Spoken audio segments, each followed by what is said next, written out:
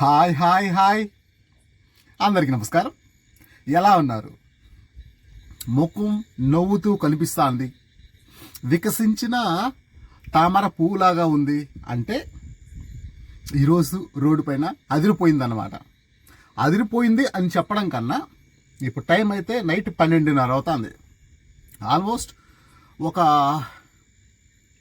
400, ఒక 200, 600, ఒక 100, 700 రూపాయలు అకౌంట్లో ఉంది. ఒక 300 డీజిల్ పట్టా. గుడ్ గుడ్ గుడ్ గుడ్ అనుకోవచ్చు. ఇప్పుడు నేను ఎక్కడున్నా అంటే మీకు దూరంగా కనిపిస్తుంది కదా ఇంట్లో అపార్ట్మెంట్ లాగా, అది వచ్చిందనా IIT తిరుపతి. ప్రస్తుతానికైతే నేను ఇక్కడ ఉన్నాను. ఇక్కడికి ఒక బాడుకు వచ్చాను, 400 రూపాయలు.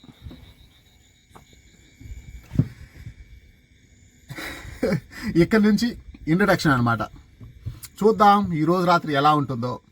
నిన్న వీడియోకి ఎండింగ్ ఇవ్వలేదు, హాయ్లు బాయ్లు ఏం చెప్పలేదు కదా, అదే బాయ్ బాయ్ చెప్పలేదు కదా. కారణం ఏంటంటే నాకు సడన్గా ఎందుకో ఒళ్ళు కొంచెం తేడా కనిపించింది. ఒళ్ళు గడగడగడని వణుకొచ్చేసింది. వాతావరణం చల్లగా ఉందని కాదు, బట్ ఎందుకో బాడీ కొంచెం తేడా కొట్టింది. దానివల్లే నిన్నటి వీడియోలో బాయ్ చెప్పలేదు. ఈరోజు ఇప్పుడే బాయ్ చెప్పను, వీడియో లాస్ట్లో చెప్పుకుందాం. ఈరోజు రాత్రికి చాలా విషయాలు మాట్లాడాలి అనుకున్నా. ఏమనుకున్నానంటే గో బ్యాక్ మార్వాడి, ఆ విషయం గురించి మాట్లాడాలనుకున్నా. అటు తర్వాత మొన్న కమ్యూనిటీ పోస్ట్లో ఒక పోస్ట్ పెట్టాను కదా, పెద్దల పనులు పిల్లల పాపాలు అని చెప్పి, దాని గురించి మాట్లాడదాం అనుకున్నా.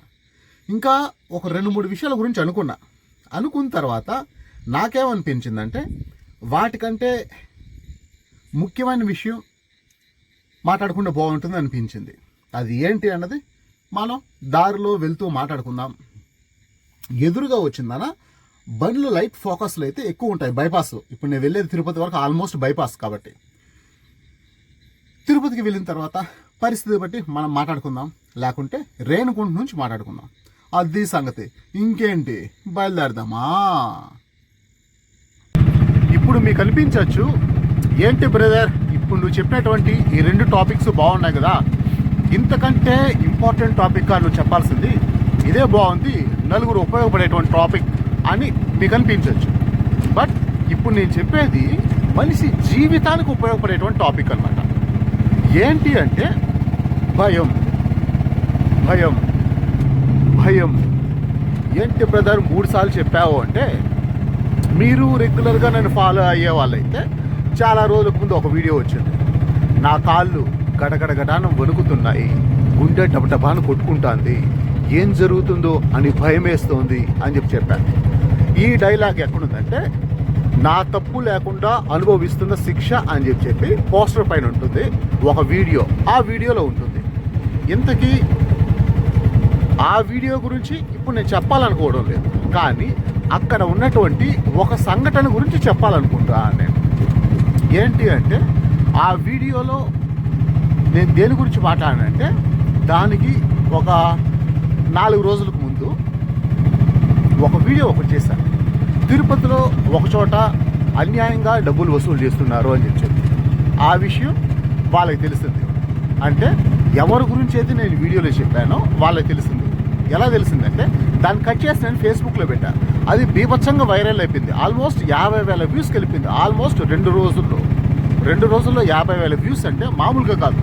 అంత వైరల్ అయ్యే కొద్దికి అందరూ చూశారు, వీడు మా పైన వీడియో చేశాడని చెప్పి వాళ్ళు చాలా హర్ట్ అయ్యారు. అప్పటి నుంచి నా ఫోటో పెట్టుకొని నా గురించి ఎంక్వైరీ చేస్తున్నారు. ఇదంతా తెలిస్తే నాకు భయం అనిపిస్తుంది అని చెప్పాను నేను. కానీ ఈ సిచ్యువేషన్ ఒకసారి గమనించండి. నేను రోడ్డు పైకి పోయాను, అందరూ 10 రూపాయలు ఇచ్చేసి వెళ్ళిపోతున్నారు. అప్పుడు నేను కూడా 10 రూపాయలు ఇచ్చేసి వెళ్ళిపోయింటే అది సమస్య కాదు, కానీ మీరు తప్పు చేస్తున్నారు అని ప్రశ్నించడం సమస్య. అంటే న్యాయం అడిగితే చంపేస్తారు, న్యాయం అడిగితే కాలు చేతులు తీసేస్తారు, న్యాయం అడిగితే మనిషిని కనబడకుండా చేస్తారు. ఇది ఈనాటి పరిస్థితులు అని చెప్పడమే ఇక్కడ నా ఉద్దేశం. ఇప్పుడు డైరెక్ట్గా వచ్చిందనా కొట్టడాలు తిట్టడాలు ఇవేమి చేయరు, మమ్మల్నే ప్రశ్నిస్తావా అనేటువంటి పరిస్థితులు ఉండవు. ఇవి ఎలా ఉంటాయంటే రాజకీయాల స్టైల్లో ఉంటాయి, సినిమా స్టైల్లో ఉంటాయి. ఇప్పుడు సింపుల్గా ఉదాహరణ చెప్పాలంటే, ఇప్పుడు నేను ఆటో డ్రైవర్ని కదా, ఆటో తోలుకొని పోతా అంటాను, రోడ్డు పైన ఎవడన్నా అడ్డంగా దూరేస్తాడు. ఏం బరా దూరినా ఓడిని అరిసా అనుకో అంటే, నన్నే రే అంటావా అని చెప్పి వాడు గొడవకు రావచ్చు, కొట్టచ్చు. అన్నా తప్పైపోయిందన్నా అని చెప్పి పొరపాటున అన్నా అనుకో, నన్నే అన్నా అంటావా? మా అమ్మ దగ్గరికి మీ నాయన వచ్చాడా, లేకుంటే మీ అమ్మ దగ్గరికి మా నాయన వచ్చాడా అని చెప్పి గొడవ పడచ్చు. అంటే గొడవ ఏదో ఒక రకంగా స్టార్ట్ అయిన తర్వాత దాన్ని చిలికి పెద్దది చేసిందన్న ఖచ్చితంగా మన పైకి గొడవకు వస్తారు. ఇప్పుడు పొరపాటున నేను రోడ్డు పైన పోతాను, ఇప్పుడు నా నుంచి లేకుంటే నన్ను ఎవరైతే టార్గెట్ చేస్తుంటారో అలా టార్గెట్ చేసిన వాళ్ళు పొరపాటున నా ముందు పోతున్నారు. ఒకవేళ హార్న్ కొట్టానుకో అంటే నా వెనకాలండే నువ్వు హార్న్ కొడతావా అని చెప్పి గొడవకు రావచ్చు. అలా కాకుండా నేను వెళ్తాను, నా ముందు కొంచెం సడన్గా బండి ఆపిన తర్వాత, ఏం రా ఎంత ధైర్యం ఉంటే నువ్వు నాకు రోడ్డు మీద కనీసం స్పేస్ ఇవ్వకుండా వెళ్తాను అని చెప్పి గొడవకు రావచ్చు. అది ఏదన్నా కావచ్చు, కానీ గొడవకు రావచ్చు. ఏం జరుగుతుంది? ఆటో అద్దాలు పగలగొట్టడం, ఆటోను పగలగొట్టడం, ఇంకా కుదిరితే కాల్ చేయడం, నన్ను కాలో చేయించడం, ఇవన్నీ జరుగుతాయి. ఏంటి అంటే ఇది తప్పు అని ప్రశ్నించినందుకు, ఇది అన్యాయం అని ప్రశ్నించినందుకు. ఈనాటి పరిస్థితులు అలాగే ఉన్నాయి. వాటిని ఎదుర్కొనే శక్తి, స్థాయి, స్తోమత నాకు లేదు. దానివల్ల 6 నెలల పాటు నేను ఎక్కడైతే అన్యాయంగా 10 రూపాయలు వసూలు చేస్తున్నారో అని చెప్పి వీడియో చేశాను, ఆ ప్లేస్కి నేను వెళ్ళలేదు. 3 నెలల పాటు, 3 నెలలో 4 నెలలో వెళ్ళలేదు. కారణం ఏంటి? అరే వాళ్ళు ఏమైనా అంటారేమో అని చెప్తున్నాను. ఎందుకంటే నేను సామాన్యుడిని. ఎంత సామాన్యుడిని అంటే, ఈ పూట బండి దొరకకపోతే నాకు ఈ పూట ఫుడ్ దొరకదు, అంత సామాన్యుడిని. తర్వాత ఇంకొక వ్యక్తి మన తిరుపతిలోనే కింగ్ చంద్రహాస్ అని చెప్పి ఉంటాడు. కింగ్ చంద్రహాస్ అని చెప్పి యూట్యూబ్ ఛానల్ ఉంది. ఆ యూట్యూబ్ ఛానల్లో ఏదో ఒక ఇష్యూ పైన మిస్టర్ మంచు విష్ణు నువ్వు చేసే తప్పు ఇది కరెక్ట్ కాదు అని ప్రశ్నించేందుకు, ఏంటయ్యా యూట్యూబర్లను బ్లాక్మెయిల్ చేస్తున్నావు అని ప్రశ్నించేందుకు, అన్యాయంగా యూట్యూబర్ పైన స్ట్రైక్లు వేస్తావు అని ప్రశ్నించేందుకు మన కింగ్ చంద్రహాస్ని, తిరుపతి వాడిని ఎంత ఇబ్బంది పెట్టారంటే, వాడిని తీసుకుని జైలు వేసి వాడిని కొట్టి వాళ్ళ అమ్మను, అక్కల్ని, చెల్లెల్ని అడిగి పచ్చిగా బూతులు మాట్లాడి వాళ్ళ దగ్గర ఉండే ఫోన్లు, ల్యాప్టాప్లు, గేమింగ్ సిపియూలు మొత్తం లాక్కుడిందన పనికి రానోళ్ళు చేసిన రోడ్డుపైకి వదిలేశారు. ఇప్పటికీ ఆ కేసులు నడుస్తున్నాయి. ఏంటి అంటే ప్రశ్నించడం. అటు తర్వాత 3వ వ్యక్తి సాయిబాబా అని చెప్పి మీరు యూట్యూబ్లో సెర్చ్ చేసి చూడండి. ఈ సాయిబాబా అన్న వ్యక్తి ప్రభుత్వాన్ని ప్రశ్నించాడు. అయ్యా ఇది తప్పు కదా అని చెప్పి ఆయన అడిగినందుకు ఆయన్ను వీడొక టెర్రరిస్ట్, వీడొక దేశద్రోహి, వీడికి మావోయిస్టులతో సంబంధాలు ఉన్నాయని చెప్పి అన్యాయంగా తీసుకుపోయిందన జైలు వేసి 20 సంవత్సరాలు హింసించారు. ఒక హ్యాండిక్యాప్డ్ పర్సన్ని ఒక ట్యాబ్లెట్ లాంటి రూమ్లో కోడిగుడ్డు ఆకారంలో ఉండిందన, కేవలం మనం ఉచ్చబోవాలన్నా, దొడ్డికి పోవాలన్నా కేవలం దాంట్లోనే వెళ్తూ ఉండేటువంటి పరిస్థితుల్లో ఒక హ్యాండిక్యాప్డ్ పర్సన్ని, అంటే కనీసం మనిషి లేచి నిలబడలేని పర్సన్ని ఆ విధంగా చేశారు. పరిస్థితి ఏంటి? మన దేశంలో మనం న్యాయం అడిగితే మనల్ని టెర్రరిస్టులు అంటారు, మనల్ని దేశద్రోహి అంటారు, మనల్ని ఇంకొక రకంగా నిందిస్తారు, వేధిస్తారు, అవమానిస్తారు, కుదిరితే చంపేస్తారు. కారణం ఏంటి అంటే మన దేశంలో మనం ప్రశ్నించడం. ఇప్పుడు ఈ సోది మొత్తం నేను మీకు ఎందుకు చెప్తున్నానంటే, ఇక్కడ కింగ్ చంద్రహాస్ ఒక్కడే, అక్కడ సాయిబాబా ఒక్కడే, తిరుపతిలో 10 రూపాయల గురించి మాట్లాడింది నేను ఒక్కడే. అందరూ నాకెందుకు అనుకునేటప్పుడు ఇది తప్పు కదా అని ప్రశ్నించాను కాబట్టి దానివల్ల నేను ఇబ్బంది పడ్డా.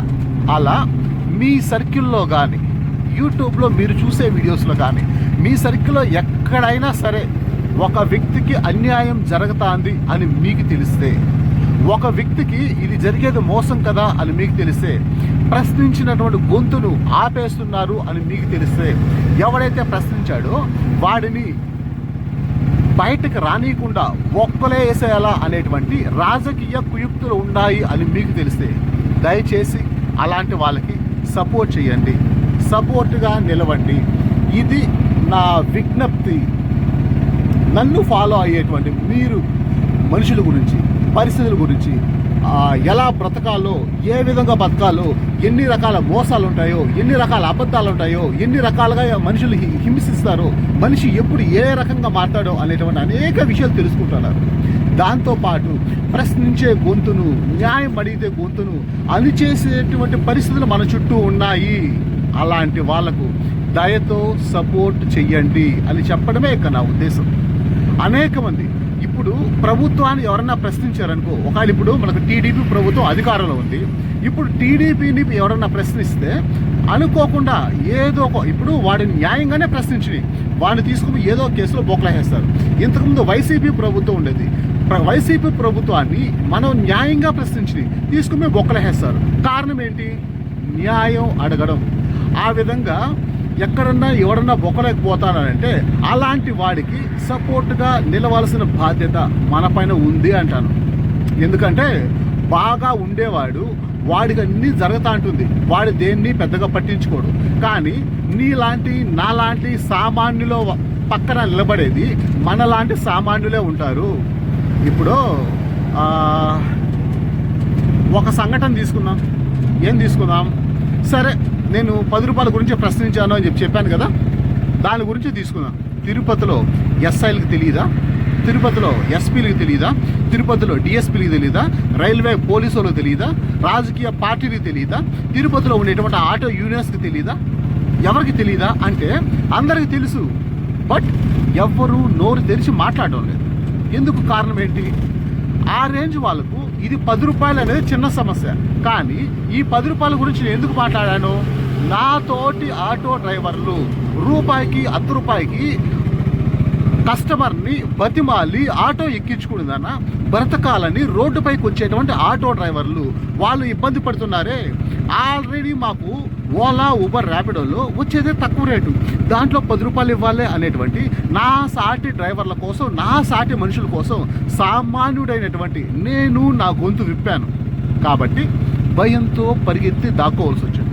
ఎందుకంటే నా పక్కన కనీసం ఆ వీడియోని 50,000 మంది చూస్తే కనీసం నాకు ఇలా జరిగింది అని వీడియో పెట్టినప్పుడు ఏం బాబు ఏం జరిగిందని కనీసం ఎవరు మాట సాయం కూడా చేయలేదు. కారణం ఏంటి? నేను సామాన్యుడిని. కానీ అలాంటి సామాన్యుడికి ఇంకో సామాన్యుడే కదా చేతోడు వాదోడుగా నిలబడాలి. ఒక అడుక్కునేవాడికి ఇంకో అడుక్కునేవాడిగా చేతోడు వాదోడుగా నిలబడాలి. ఒక గొప్పవాడికి లేకుంటే డబ్బుండేవాడికి ఏదైనా కష్టం వస్తే రాష్ట్ర ప్రభుత్వాలు, దేశ ప్రభుత్వాలు వెళ్ళి వాళ్ళ పక్కన నిలబడతాయి. కానీ నీలాంటి సామాన్యులకి, నాలాంటి సామాన్యులకి పక్కన నిలబడేవాడు ఎవడు? మనకు మనమే కదా. ఒక దానికోసం మనమందరూ కలిసి కట్టుగా ఎదిరిస్తే అది రాజ్యాంగమైనా పర్లేదు, రాజ్యాంగంలో ఉండేటువంటి ఆర్టికల్స్ అయినా పర్లేదు, అవి ఖచ్చితంగా మారి తీరుతాయి. అలా ఓవరాల్గా నేను చెప్పేది ఏమిరా అంటే, మీ పక్కన మీరు చూసే చోట ఎక్కడన్నా ఒక అన్యాయాన్ని ఒకడు ఎదిరిస్తున్నాడు అంటే అలా ఎదిరించేవాడికి దయచేసి సపోర్ట్గా నిలవండి. మా నీతి నిజాయితీ కలిగినటువంటి మనుషుల్ని మనం కాపాడుకుందాం. ఈరోజు వాడు నిలబడ్డాడు, వాడిని ఎవరో చంపేశారనుకుందాం.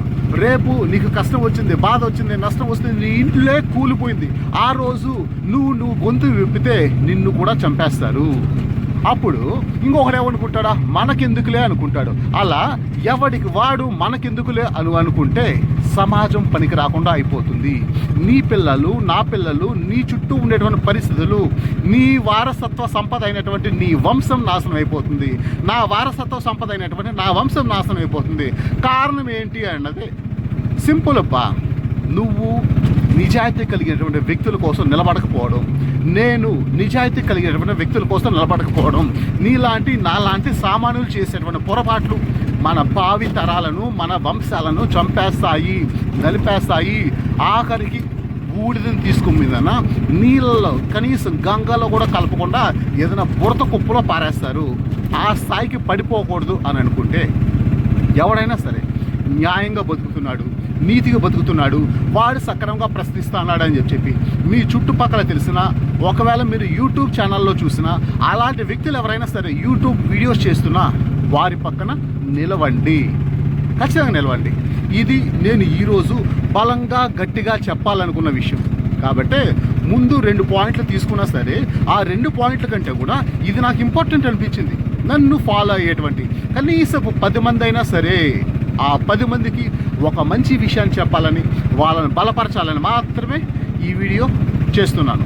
ఇప్పటి వరకు వీడియో చూసేటప్పుడు మీకు నేను చెప్పిన పాయింట్ ఎంతవరకు అర్థమైంది అన్నది కింద కామెంట్ పెట్టడం అయితే మర్చిపోకండి. ఆల్మోస్ట్ రేణిగుంటకు వచ్చేసాం. ఇక్కడ నుంచి తిరుపతికి 16 కిలోమీటర్లు, విమానాశ్రయానికి 3 కిలోమీటర్లు అని చెప్పి బోర్డు అయితే కనిపిస్తుంది.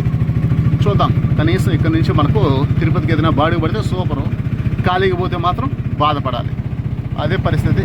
చూద్దాం తెల్లవారే లోపల ఇంకా ఈరోజు పరిస్థితులు ఇంకా ఎలా ఉంటాయో అన్నది. ఇప్పుడు టైం అయితే 4:42. ఏంటి బ్రదర్ సంగతులు అంటే, ఇప్పుడు ఒక గొర్రెగాడు ఆటో బుక్ చేశాడు. గొర్రెగాడు అని ఎందుకన్నా అంటే వింటా ఉన్నాను, మీకు అర్థమైపోతుంది. ఆటో బుక్ చేశాడు. ఫోన్ చేశాను. తిరుపతి రైల్వే స్టేషన్కు 3 గేట్లు ఉంటాయి. అన్నీ ప్లాట్ఫామ్ నెంబర్ 1కే కనెక్ట్ అయి ఉంటాయి. గేట్ నెంబర్ 1 దాన్ని మెయిన్ ఎంట్రన్స్ అంటారు. మధ్యలో గేట్ నెంబర్ 2 ఉంటుంది. ఆ తర్వాత గేట్ నెంబర్ 3 ఉంటుంది. ఇలా 3 ఎంట్రన్స్లు. వాడు మెయిన్ ఎంట్రన్స్లోంచి బయట వచ్చాడు. మనం ఫోన్లో జీపీఎస్ ఆన్ చేసి ఉంటే ఓలా ఊబర్లలో కస్టమర్ ఓలా ర్యాపిడోలలో కస్టమర్ ఎక్కడున్నాడో తెలియదు. బట్ ఊబర్లో వచ్చిందనా మాకు అంటే డ్రైవర్లకు ఒక బ్లూ కలర్ మార్క్ ఒకటి చూపిస్తుంది. అంటే కస్టమర్ జీపీఎస్ ఆన్ చేస్తుంటే, అంటే లొకేషన్ ఆన్ చేస్తుంటే డ్రైవర్లకు తెలుస్తుంది, ఓకే పలానా చోట ఉన్నాడు అని చెప్పి. వాడికి చెప్పాను, ఒరే బాబు మమ్మల్ని రైల్వే స్టేషన్ లోపలికి రానివ్వరు, నువ్వే బయట రా అని చెప్పి. ఎక్కడికి రావాలి అన్నాడు. గేట్ నెంబర్ 1 కాడ ఉన్నాడు కాబట్టి పక్కనే అన్నపూర్ణ అని ఒక హోటల్ ఉంది. ఆ హోటల్ పేరు చెప్పాను. వాడికి అర్థం కాలేదు. ఎక్కడ బ్రదర్, ఏమో నాకు అర్థం కాలేదు, ఇంతకీ ఆ హోటల్ ఎక్కడ కనిపించలేదు అన్నారు. సరే గోవిందరాజస్వామి గుడికి వస్తాం కదా, ఆ దారి స్టార్టింగ్లో ఉన్నాను అని చెప్పాను. వాడు నాతో మాట్లాడుతా గేట్ నెంబర్ 1 కాడ ఉన్నవాడు గేట్ నెంబర్ 2 కాడికి వెళ్ళిపోయాడు. ఏంటి బ్రదర్ అక్కడ ఏం సార్ అక్కడికి వెళ్ళిపోతున్నారు, అక్కడికి వెళ్ళిపోతే దూరం అయిపోతుంది, నేను మిమ్మల్ని పికప్ చేసుకోవాలంటే మీరు గేట్ నెంబర్ 2 కాడ నుంచి విష్ణు నివాసం దాటుకుందానా కోనేటి ఎండింగ్ కాడికి రావాలి, ఇంత దూరం వస్తే కానీ కుదరదని చెప్పాను. కానీ వాడిని నేను ఒక గొర్రెగాడు అని పలికిమాలోడు అని ఎందుకన్నా అంటే, ఇవన్నీ నేను ఇంత డీటెయిల్గా జాగ్రత్తగా చెప్తా అంటే కూడా వాడు నాతో అన్నమాట, నేను లోకల్లోనే, నువ్వు నాకేం చెప్పాల్సిన అవసరం లేదు, ఇయాడికి రావాలో చెప్పు చాలు అన్నాడు. వాడికి అన్నీ తెలిసినోడైతే, వాడు లోకల్ గొర్రె అయితే అప్పుడు ఏం చేయాలా, ఒరే బాబు అన్నపూర్ణ హోటల్ అన్నాను. సరే టకావన హోటల్ గుర్తు రాలేదు అనుకున్నాం. గోవిందరాజస్వామి గుడికి వెళ్ళేటువంటి దారి కాడికి రారా అన్న. ఇప్పుడు లోకల్ వాడు అనుకుంటే గోవిందరాజస్వామి గుడి దాటుకుంటే రైల్వే స్టేషన్ వస్తుంది, అది నేరుగా ఫస్ట్ గేట్ అనేటువంటి కనీసం ఇంగిత జ్ఞానం ఉండదా, కనీసం పరిజ్ఞానం ఉండదా? ఈ విధంగా ఏమీ నాలెడ్జ్ లేనటువంటి చాలామంది గొర్రెలు చెప్పే మాట ఏమిరా అంటే, మాకంతా తెలుసు, మేము లోకల్ వాళ్ళం. లోకల్ గొర్రె అయితే చెప్పింది విని అర్థం చేసుకోవాలి కదా. లోకల్ గొర్రె అయితే చెప్పింది విని అర్థం చేసుకోవాలి కదా. ఒరే పలానా చోటుకి రారా అంటే రావాలి కదా. వాడి తర్వాత ఒక అమ్మాయి వచ్చింది, వాళ్ళది కడప. సేమ్ అదే ప్లేస్లోనే ఉన్నాను నేను. ఆ అమ్మాయి కూడా గేట్ నెంబర్ 1 నుంచే బయట వచ్చింది. సేమ్ ఆ అమ్మాయి కూడా చెప్పా, మేడం కరెక్ట్గా గోవిందరాజస్వామి గుడికి టర్న్ అవుతాం కదా రైల్వే స్టేషన్ నుండి, అదే టర్నింగ్లోనే ఉన్నాను అన్న. ఆ కడప అమ్మాయి కరెక్ట్గా ఆటో కాడికి వచ్చింది. కానీ ఆ లోకల్ గొర్రె అని చెప్పుకునేటువంటి గొర్రె మాత్రం వాడు రాలేకపోయాడు. వాడికి చెప్తా అంటే అర్థం కాకుండా వాడి దృష్టిలో వాడేంటి, వాడే మేధావి, నేను పనికిమాలినోడు అని అనుకుంటాడు. నేను ప్రతి ఒక్కరికి చాలా జాగ్రత్తగా ఏ విషయం చెప్పినా, అది అడ్రస్ కావచ్చు మరేదన్నా కావచ్చు, అరటి పండు ఉల్చి నోట్లో పెట్టుకున్నంత క్లారిటీగా చెప్తాను నేను. అయినా సరే ఇట్లాంటి గొర్రెలు వాళ్ళ అతి తెలివితేటలు చూపించేప్పుడు మెట్టుతోనే కొట్టాలనిపిస్తుంది, కానీ కొట్టలేను కదా. కాబట్టి నా ఫ్రస్ట్రేషన్ ఇక్కడ పంచుకుంటాను, అది సంగతి. ఎనీవే పర్లేదు, ఈరోజు రాత్రి అయితే బాగానే ఉంది, బాగానే జరుగుతుంది. అక్కడక్కడ కొంచెం గ్యాప్ వచ్చినా బొమ్మను కూర్చొని ఉన్నా సరే, ఆ తర్వాత ఏదో ఒక 100 రూపాయలు బాడికి రావడం, కొంచెం హెల్ప్ అవ్వడం అన్నదైతే కొంచెం సంతోషం. ఆ విధంగా ఈరోజు అయితే పూర్తవుతుంది. అది సంగతి. సరే, ఇంకా మనం కూడా మాట్లాడుకోవడానికి ఏం లేదు. ఇప్పటి వరకు వీడియో చూసేందుకు థ్యాంక్ యూ వెరీ మచ్. మనం మరొక వీడియోతో రేపు సాయంత్రం ఇదే టైంకి కలుద్దాం. మీరు క్షేమంగా భోంచేసి పడుకోండి. Okay, good night, sweet dreams, bye.